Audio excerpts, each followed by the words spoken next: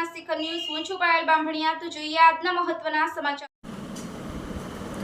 આજરોજ ઉપલેટા સમસ્ત સિપાઈ જમાતના ઉમેદવારને 3 વર્ષ પૂર્ણ થયા બાદ નવેસરથી ઉમેદવાર નોંધાતા 5 ઉમેદવાર બિનહરીફ જીતતા ચૂંટણી કમિશનર અમીર ખાન, અયુબ ખાન પઠાણ, શોકતભાઈ શેખ દ્વારા સમસ્ત સિપાઈ જમાતના યુવા ઉમેદવાર તરીકે પ્રમુખ આસિફ ઇબ્રાહિમ ખોખર, ઉપપ્રમુખ સાદિક Haroon Belim, secretary રહીમભાઈ Sheikh, joint secretary Husenbhai ચૌહાણને ખજાનચી Firoz Altaf Pathan નવા બિનહરીફ ઉમેદવાર તરીકે આજરોજ ચૂંટણી કમિશનર દ્વારા વિજેતા ઘોષિત કરવામાં આવ્યા તથા નવા ઉમેદવારોને ફુલહાર કરી સ્વાગત કરવામાં આવ્યું તથા પૂર્વ ઉમેદવારોની કામગીરીની પ્રશંસા કરી અને અમીનભાઈ બેલીમ, ઇબ્રાહિમભાઈ કુરેશી, હનીફભાઈ સેતાનું ફુલહારથી સ્વાગત કરવામાં આવ્યું।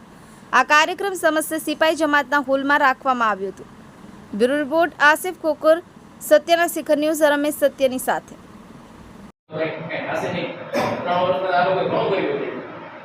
એવી ઈચ્છા આશા રાખું।